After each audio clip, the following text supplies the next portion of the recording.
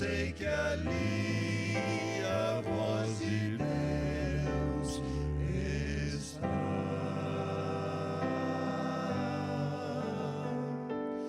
Calma, mansa, serena, tranquila é a voz do meu Salvador.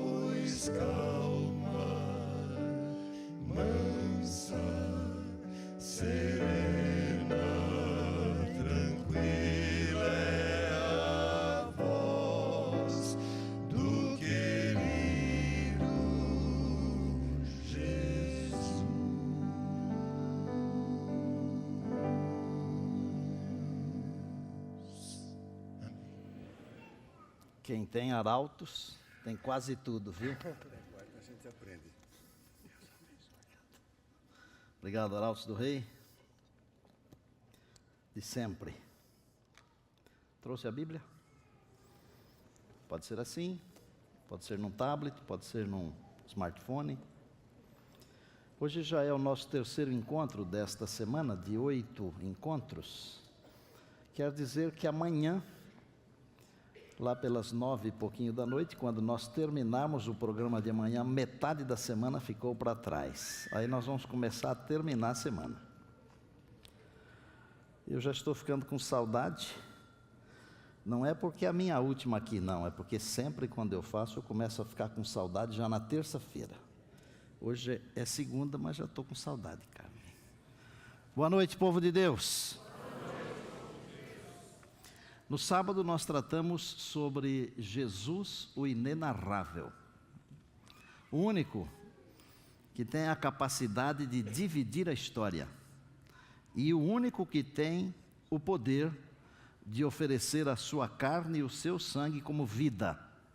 E ainda dizer assim: quem comer da minha carne e beber do meu sangue tem vida em si mesmo, e eu o ressuscitarei no último dia. Quem participa da ceia, conforme disse Jesus, come do pão, bebe do suco da uva, tem vida. Porque o Senhor Jesus é vida e a ceia representa o Senhor Jesus, o inenarrável. Amém?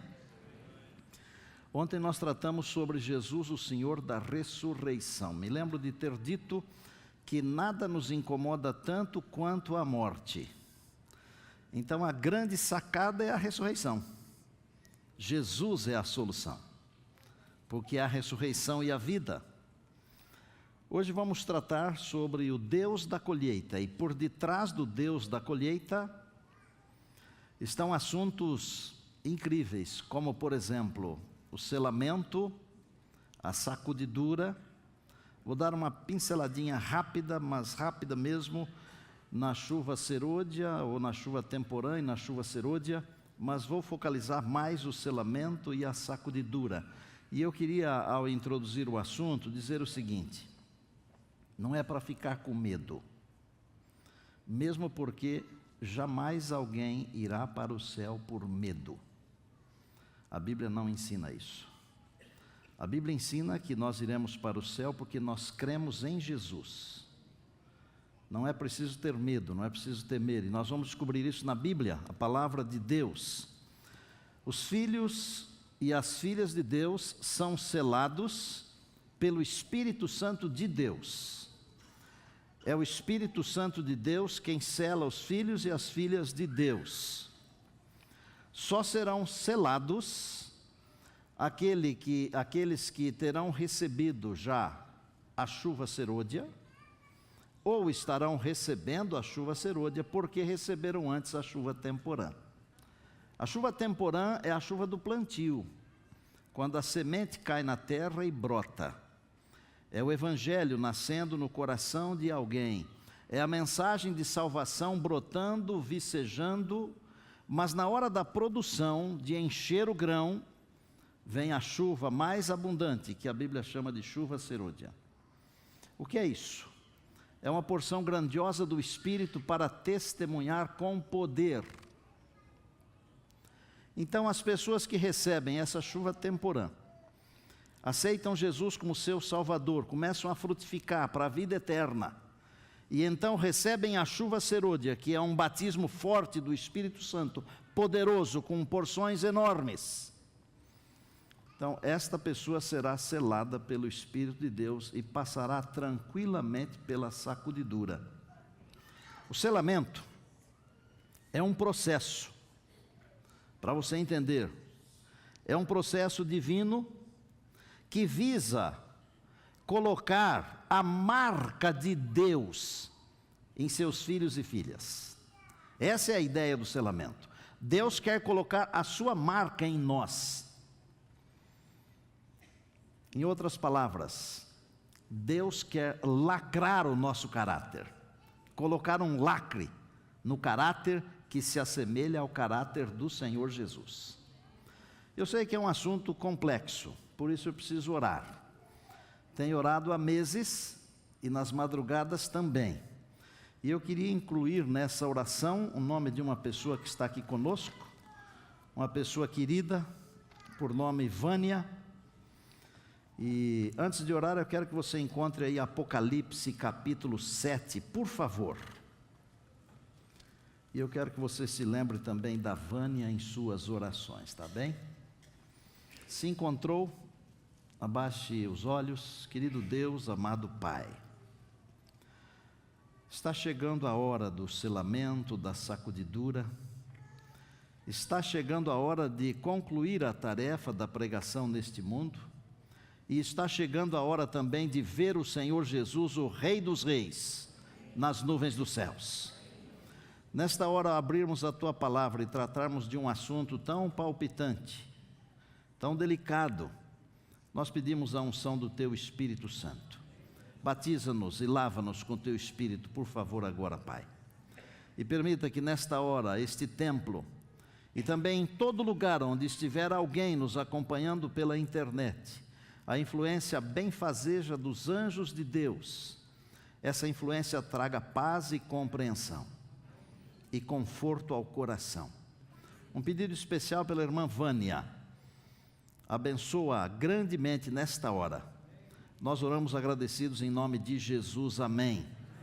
Eu vou ler uns poucos versos aqui do capítulo 7. Começo com o primeiro. Depois disto, daquilo que vem no capítulo 6, que são os vários selos, até o 6º. Depois disto vi 4 anjos em pé nos 4 cantos da terra, conservando seguros os 4 ventos da terra, para que nenhum vento soprasse sobre a terra, nem sobre o mar, nem sobre árvore alguma. Vi outro anjo que subia do nascente do sol, tendo o selo do Deus vivo, e clamou em grande voz aos 4 anjos, aqueles aos quais fora dado fazer dano à terra e ao mar, dizendo: não danifiqueis nem a terra, nem o mar, nem as árvores, até selarmos na fronte os servos do nosso Deus. Então ouvi o número dos que foram selados, que era de 144.000 de todas as tribos dos filhos de Israel. É um texto profético, é importante. Não tenho tempo aqui de falar sobre os 144.000 hoje, porque o nosso assunto tem a ver especificamente com o selamento. Quais são os grandes objetivos de Deus com o selamento? E antes de explicar isso, eu vou dizer o seguinte: muito da nossa indolência espiritual é falta de conhecimento. Gravou o que eu falei ou não? Eu vou repetir. Muito da nossa indolência espiritual é falta de conhecimento. Porque, amados e amadas, se nós conhecêssemos o tempo no qual nós estamos vivendo, nós não seríamos indolentes. Nós estamos vivendo os últimos momentos da história desse mundo aqui. Nunca se viu tanta podridão, tanta desgraça ao mesmo tempo, tanta corrupção. A gente é quase tentado a falar a frase de um indivíduo aí que não merece ser relembrado na história desse país, do mundo. Nunca se viu. Onde nós vamos parar? Vocês já pararam para pensar? Não tem mais para onde ir. Não dá para olhar para lá, não dá para olhar para cá, nem para lá. Tem que olhar para cima, porque a nossa saída não vem nem da frente, nem de trás, nem da direita e nem da esquerda, ela vem de cima. Ela vem do Senhor Jesus, que aparecerá nas nuvens dos céus. Que objetivos Deus tem com o selamento? Se quiser anotar aí, são apenas 3 ou 4. Primeiro, fixar na vida dos seus filhos os imutáveis princípios da lei de Deus. Está fácil hoje a fixar na nossa mente e coração os princípios da lei de Deus? Não está. E por que não está? Porque aquele que quer afixar em sua mente, em sua vida, os princípios da lei de Deus, ele tem que andar na contramão da vida. Ele tem que nadar contra a correnteza. Você pode pesquisar e assistir e ler. Qualquer coisa que é contra Deus, ganha volume. Mas se você fala de Deus, você é criticado. Já percebeu isso? Se você sair por aí com uma camiseta, blasfemando de Deus, um monte de gente vai te aplaudir. Mas se você sair por aí falando que Jesus vai voltar, esse cara é fanático, é fundamentalista. Eles vão falar isso. Por quê? O mundo está caminhando numa outra direção.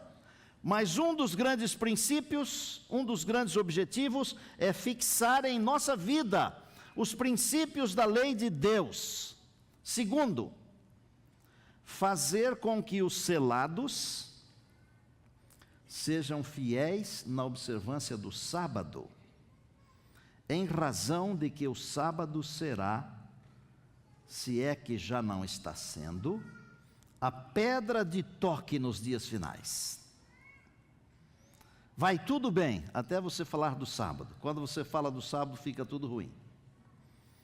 Terceiro, preparar os fiéis para que passem incólumes pela sacudidura, Haverá uma sacudidura onde a palha será extirpada, mas os selados permanecerão.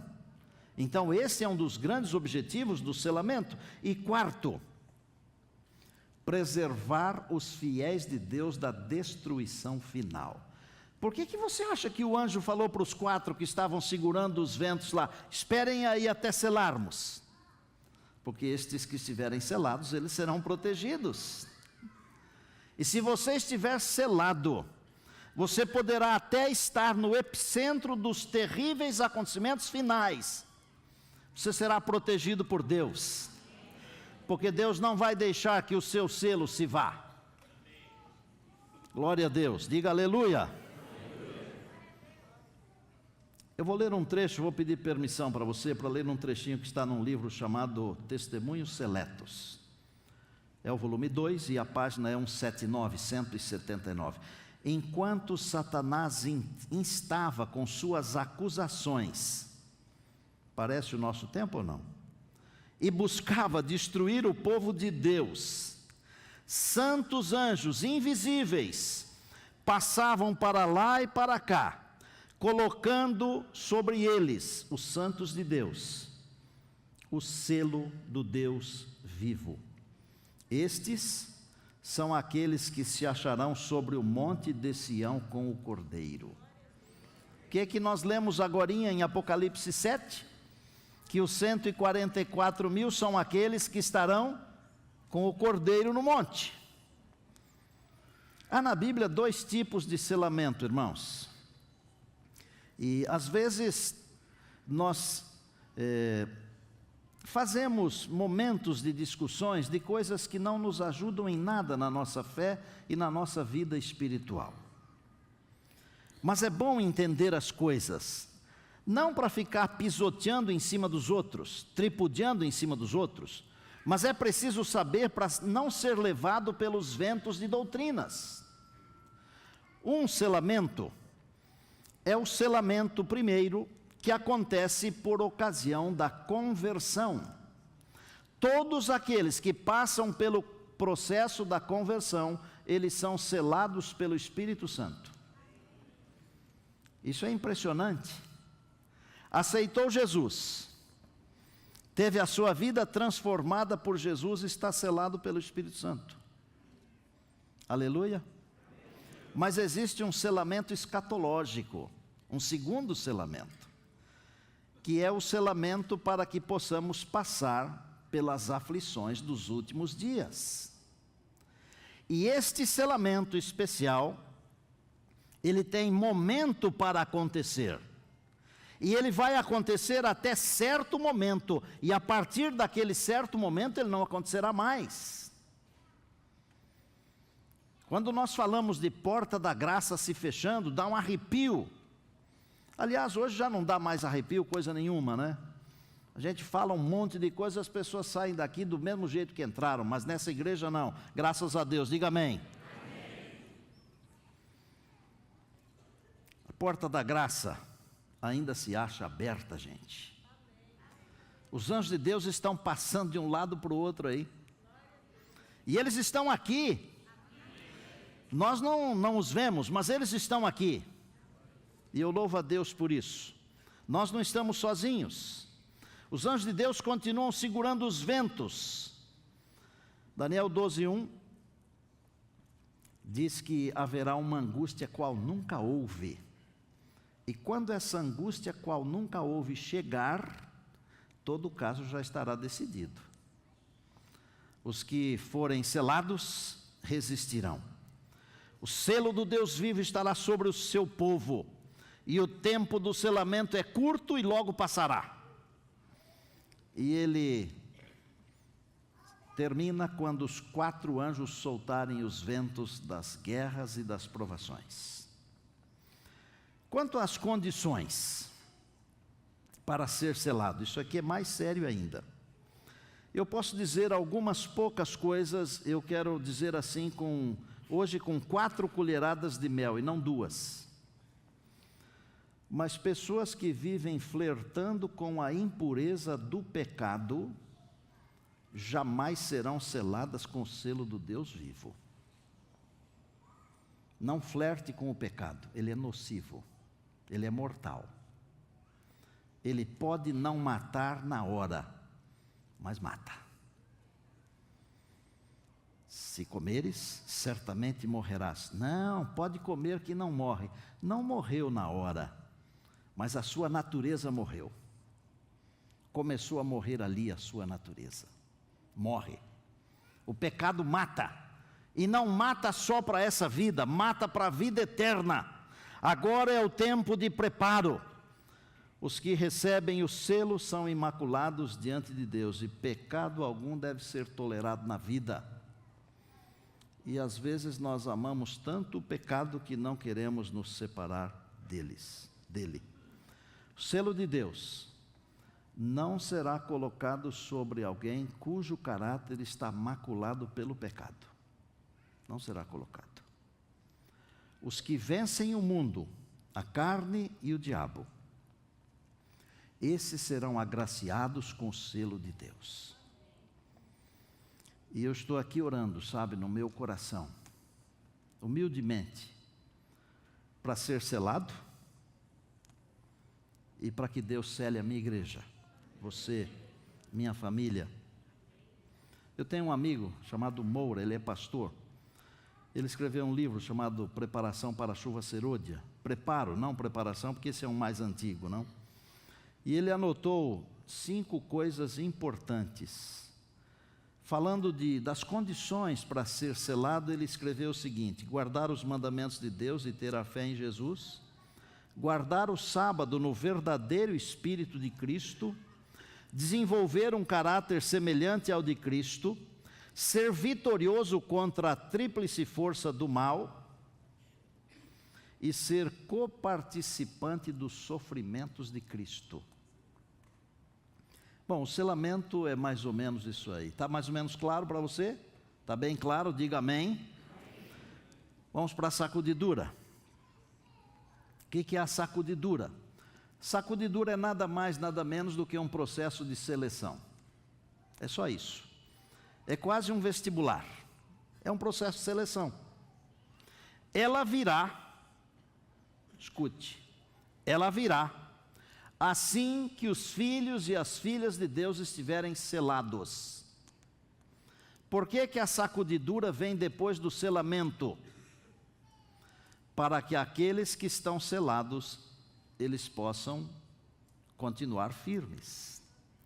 Porque se ela viesse antes do selamento, até aqueles que seriam selados, eles poderiam balançar e cair. Eu quero ler um texto para vocês. Amós capítulo 9. E eu disse a princípio que não era para ficar com medo, lembra? Amós, dos profetas menores. É um livro pequeno. Depois de Daniel, de Joel, Amós, capítulo 9, verso 9 apenas.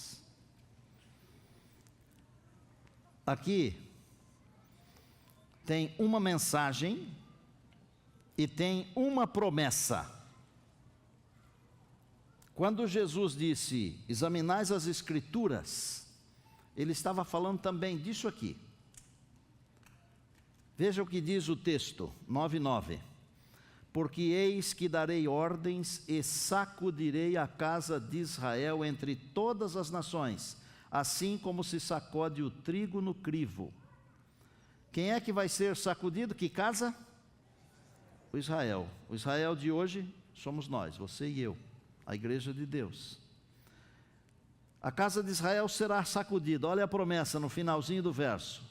Sem que caia na terra, quantos grãos? Nenhum. Deus vai enviar uma sacudidura sobre a casa de Israel, sobre a igreja de Deus, sua igreja. Mas nenhum grão cheio vai cair da peneira. Os que me acompanham, que leem meus livros, veem meus sermões, vocês sabem que eu sou da lavoura, da roça. E é muito fácil para alguém que trabalha na lavoura entender o que é sacudidura. Quando você colhe qualquer tipo de mantimento, eu vou explicar com feijão, por exemplo.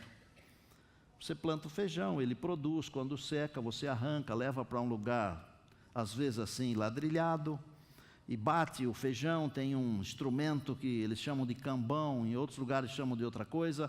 Você tira a palha grossa, mas fica misturada ao grão a palha fina.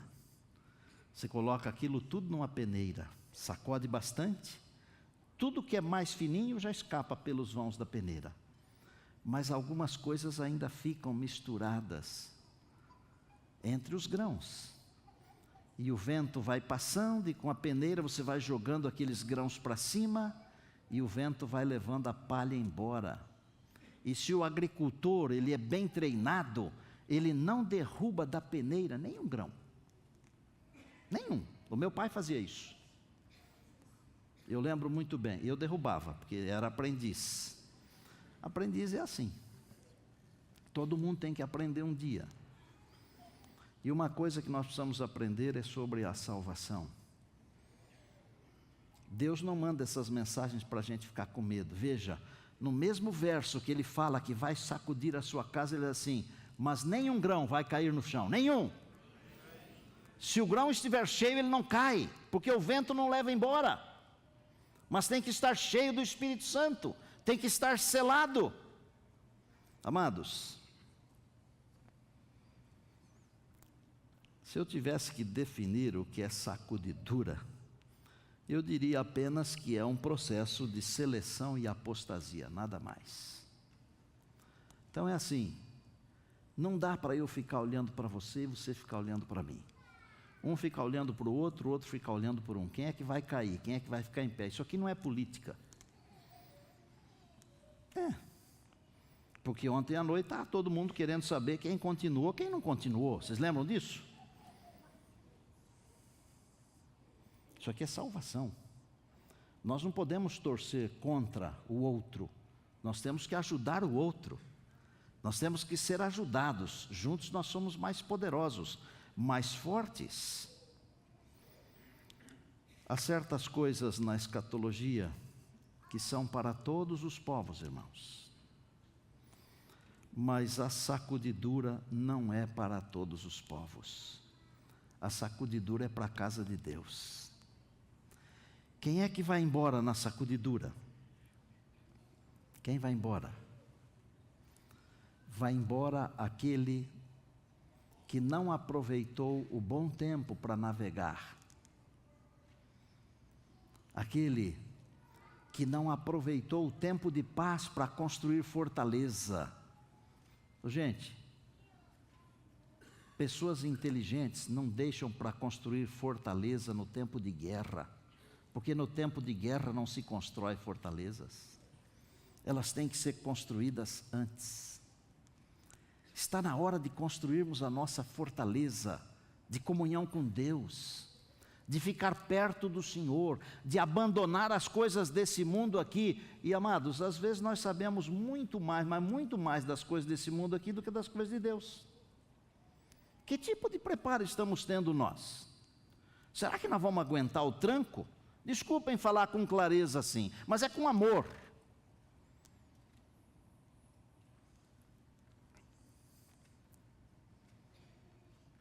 Eu tenho em casa um cartãozinho.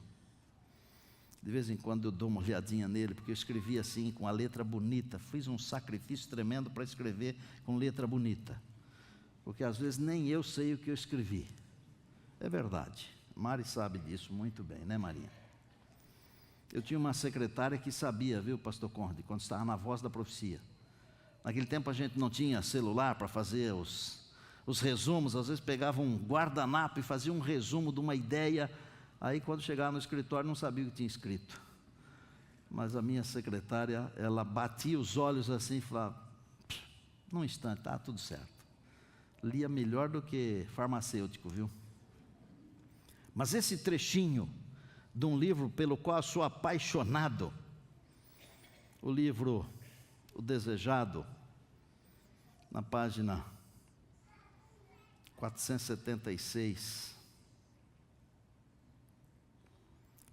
Satanás vê que seu tempo é curto.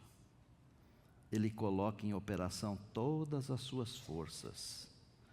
A fim de os homens serem enganados, vá contando os verbos aí comigo.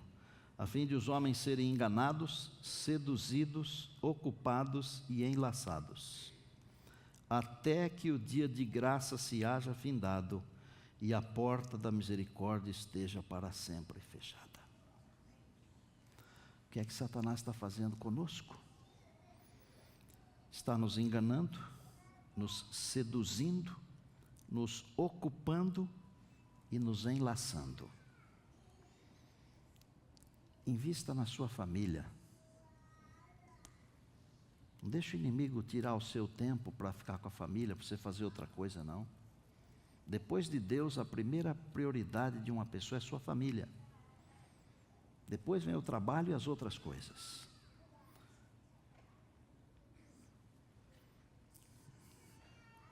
Quero descrever algumas das muitas causas da sacudidura. Eu gostaria que você captasse pelo menos assim com muita força essa primeira aqui. Descuido e indiferença. Descuido e indiferença. Descuido e indiferença. Por que que alguns não suportarão a sacudidura? Porque não estarão selados. E não estarão selados porque foram descuidados e indiferentes. O Apocalipse diz que a igreja de Laodiceia, a última igreja, é morna. Segundo, a sacudidura virá também por causa da perseguição em razão das leis dominicais. Terceiro, também por causa de um conhecimento superficial das doutrinas. Amados, é melhor nós estudarmos, viu? Porque isso dá substância para a nossa fé. Nós temos que ter estrutura. Olha, quando você vê um navio lá no mar, ele é enorme, mas você não vê quanto ele tem afundado dentro d'água. Eles chamam de lastro aquilo lá. É o casco do navio. É muito que está afundado para poder suportar aquele peso, aquele mundo de containers em cima do navio. A nossa vida espiritual, ela tem que ter um lastro para suportar. E último, ignorância quanto ao poder de Satanás. Às vezes nós achamos que ele não tem poder. É claro que o poder dele é muito menor do que o poder do Senhor Jesus. Porque Jesus o venceu em todos os aspectos, em todos os lugares, em todas as circunstâncias. Mas ele é um anjo, caído, mas é um anjo. Quer ver algumas das palavras dele? Está no livro Testemunhos para Ministros 475. Terei no terreno, diz o enganador, como meus agentes, homens que mantenham falsas doutrinas misturadas com suficientes verdades para enganar as almas. Também terei presentes pessoas incrédulas que expressarão dúvidas quanto às mensagens de advertências do Senhor para a sua igreja. Lê-se o povo e cresce nessas admoestações, diz Satanás, e poucas chances teríamos de vencê-los. Mas, se pudermos desviar-lhes a atenção dessas advertências, permanecerão ignorando o nosso poder e sagacidade, e finalmente os ganharemos para as nossas fileiras. É o inimigo falando. Eu vou concluir. Vou concluir dizendo o seguinte: texto bíblico que traz ao meu coração muita paz, muita tranquilidade, muita segurança, está em Isaías, e eu quero que você acompanhe comigo. Capítulo 43 do profeta Isaías. É curtinho. 43. Mas agora diz o Senhor, que te criou, ó Jacó, e que te formou, ó Israel, Não temas, porque eu te remi, chamei-te pelo teu nome, tu és meu. Na outra Bíblia que eu tenho, que fica lá em casa, no lugar onde está Jacó eu coloquei Neumoel, e no lugar onde está Israel eu coloquei Estina, porque aqui quer dizer a mesma coisa. Mas agora, põe o seu nome e sobrenome aí. Mas agora assim diz o Senhor que te criou, ó, e que te formou, ó, não temas, porque eu te remi, chamei-te pelo teu nome, tu és meu. Pastor, eu estou com medo da sacudidura. Deus está dizendo para você o quê? Não temas, eu te remi, chamei-te pelo teu nome, tu és meu. Quando passares pelas águas, eu serei contigo. Quando pelos rios, eles não te submergirão. Quando passares pelo fogo, não te queimarás, nem a chama arderá em ti, porque eu sou o Senhor teu Deus, o Santo de Israel, o teu Salvador. Aleluia. E eu estou em paz, tranquilo. E eu quero que você esteja em paz, porque a promessa de Deus é para não temer, mas é preciso saber as coisas. Amém? Disse que um dos problemas porque muitos não suportarão e cairão na sacudidura, eu disse que é indolência e indiferença. Vocês lembram disso? Que eu pedi para gravarem isso aí? Como que a gente acaba com a indolência? Como que a gente acaba com essa falta de vontade de servir ao Senhor? Como é que a gente acaba com esse descuido, com essa indiferença?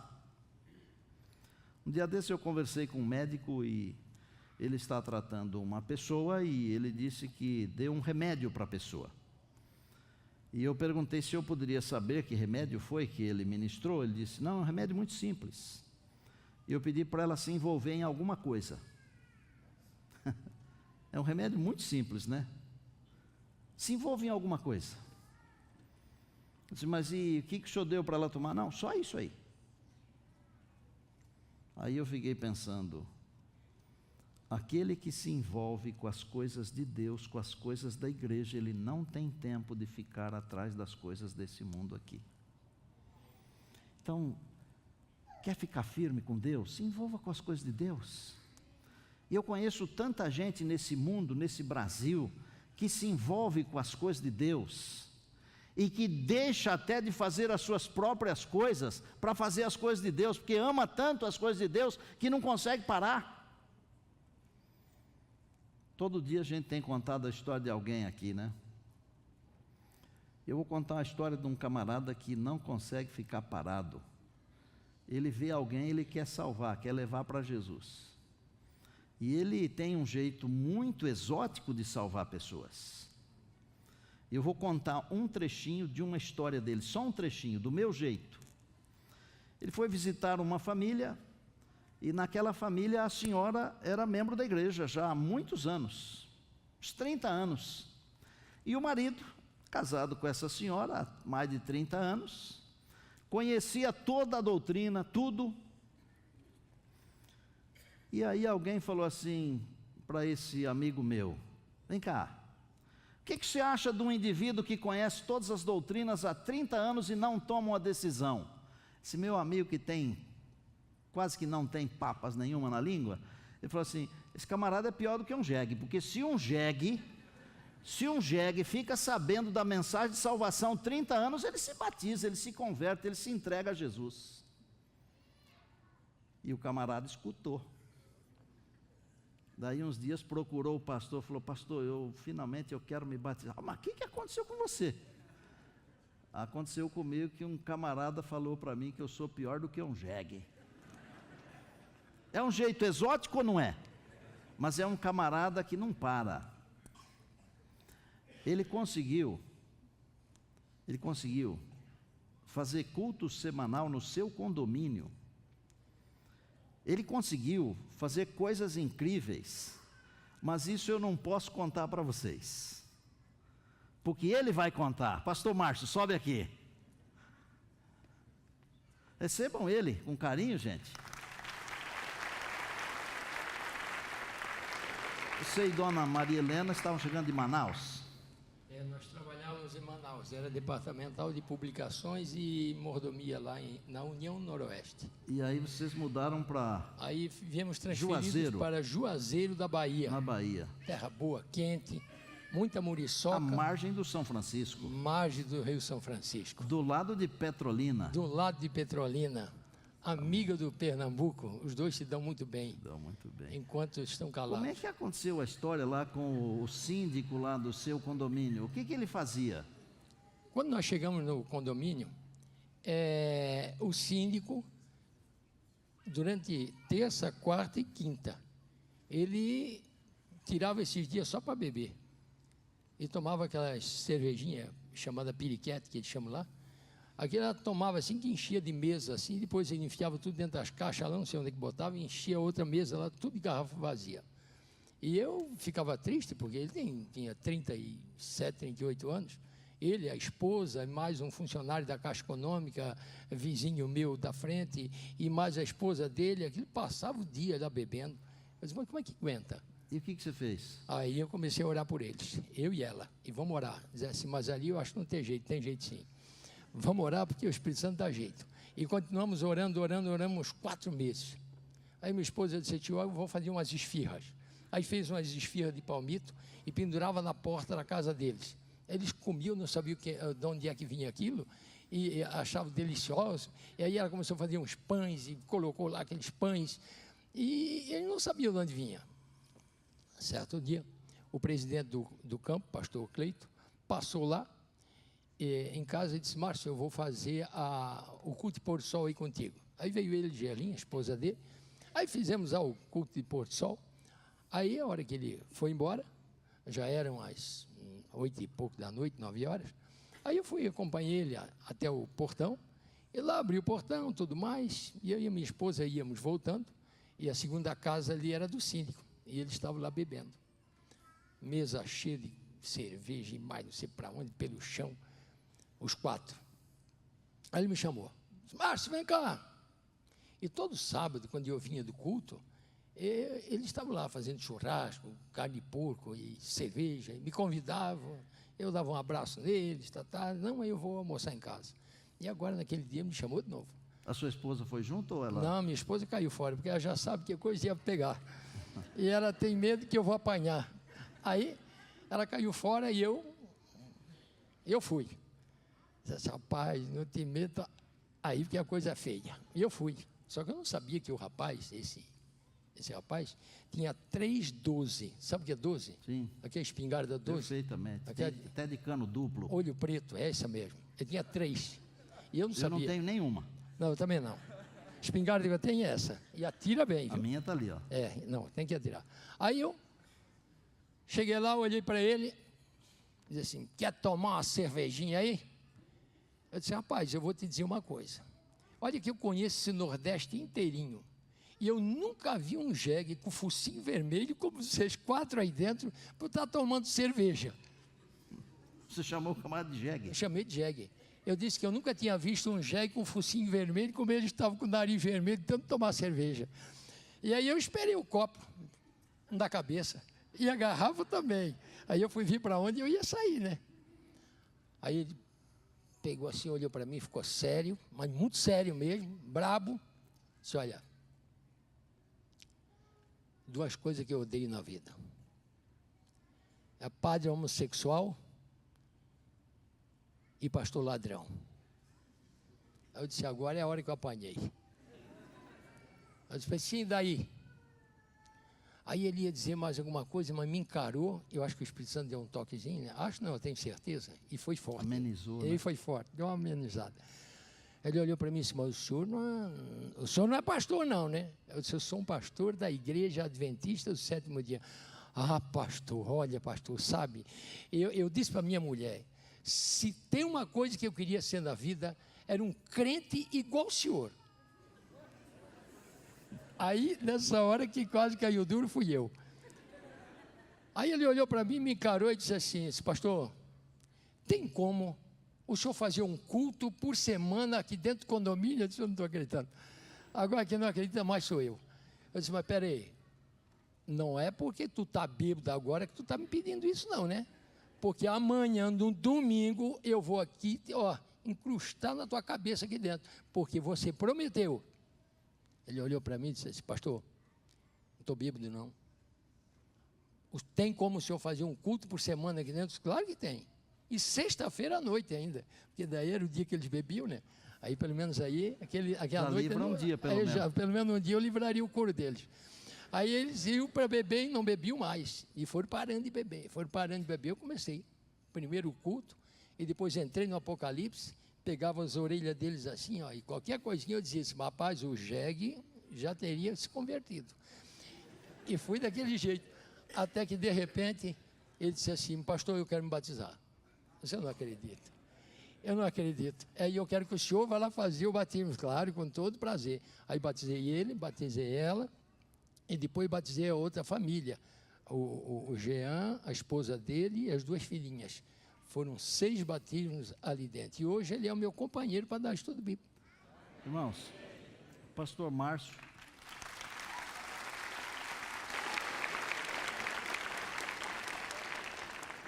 Pastor Márcio é comportor do Bom desde 1989. Agora ele já está jubilado, mas ele continua ativo. E ele já levou aos pés do Senhor Jesus algumas centenas de almas. Sabe por quê? Não tem indolência. Não tem indolência. Obrigado, amado. Eu vou lhe contar só mais uma. Posso contar mais uma? 1 minuto. Das centenas que eu tenho lá, eu posso contar uma, né? Mas eu estava lá arrumando os dentes, né? Porque eu fumei 60 cigarros por dia. Né? Gerente de banco, peguei 2 câncer e tudo mais. E então meus dentes vêm com problema, né? E aí, fui lá, na dentista, a doutora, e até comecei a falar sobre alimentação, estilo de vida. Ela disse assim, mas como é que você sabe tanto? Porque eu já tive problema. E a senhora vai ter problema também, né? Não adianta que o doutorado não vai livrar a senhora, não. Aí ela começou a falar sobre, pois é, como é que você conhece bastante? Eu não sei, e ela também conhece. Claro. PhD. Aí, de repente, eu disse para ela assim, doutora, a senhora é doutora em dente, eu sou doutor em salvação, a senhora não está afim de estudar a Bíblia, não? Estamos estudando agora, estou preparando ela para o batismo. Aplaudam ele, gente. Obrigado. Vamos lá.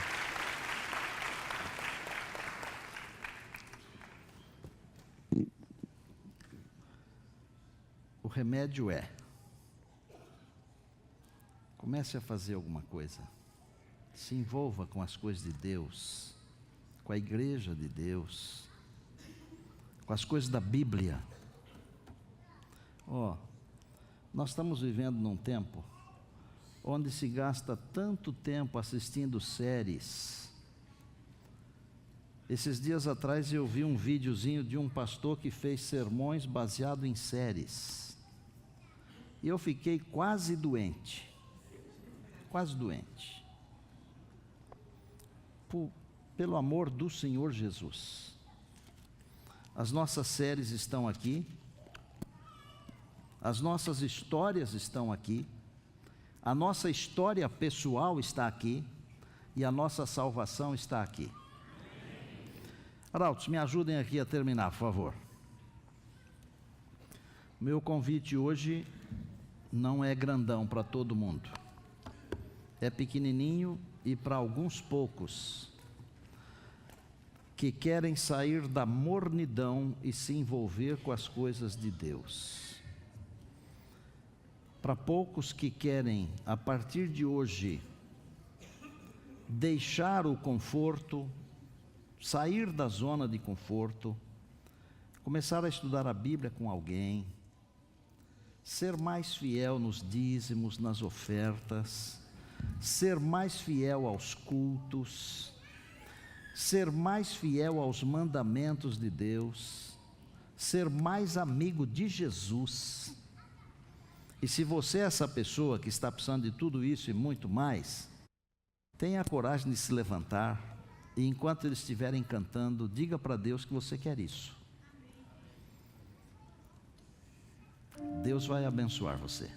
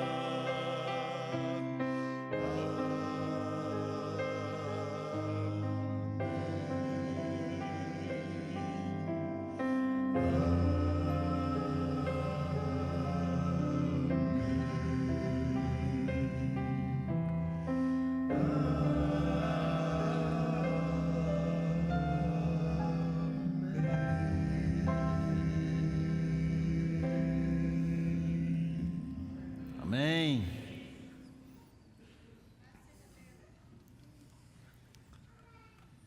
Essa bela manhã, muito em breve vai raiar. Isto quer dizer uma coisa: que nós estamos vivendo a noite. Se prepare, por favor. Se aproxime de Deus. Saiba que Deus tem todas as soluções, todas as saídas. Se agarre a Deus. Eu às vezes fico pensando que se, como cristão, eu fosse como algum torcedor de algum time bem conhecido aqui de São Paulo, ou se eu fosse como um desses amantes do carnaval, ou como um dos amantes da política. Vocês já viram como esse povo dá a vida pelo futebol, pelo carnaval, pela política? Já viram? Dê a sua vida pelo Evangelho, pelo Senhor Jesus, por favor. E muito em breve, quando a noite terminar, o Senhor Jesus vai aparecer e será um novo dia. Uma manhã maravilhosa para você e para mim, para nós. E para você que nos acompanha pela internet igualmente. Jesus está vindo. A noite vai terminar. Se agarre a Jesus. Ele vem logo. Senhor Deus, que coisa linda essa música. Obrigado por esses amados aqui. Essas vozes. Quero que o Senhor dê saúde para esses amados cantarem até o dia da volta de Jesus. Abençoa suas famílias também. E nos abençoe como igreja e também individualmente. Abençoa as nossas famílias. Senhor, desperta-nos da nossa mornidão. Vai alta noite e vem chegando o dia, por favor. Desperta o nosso ser, o nosso coração. Mova-nos para as coisas espirituais, por bondade, meu Deus. Tem misericórdia de nós. O Senhor sabe que estamos vivendo momentos terríveis, difíceis. Tem misericórdia. Abençoa a tua herança aqui. Amanhã nós queremos estar de volta. Já estamos te louvando pelas bênçãos que já estamos recebendo. Mas sabemos que o Senhor tem muito mais ainda. Oramos em Jesus, amém. Amém. Que o Senhor te abençoe.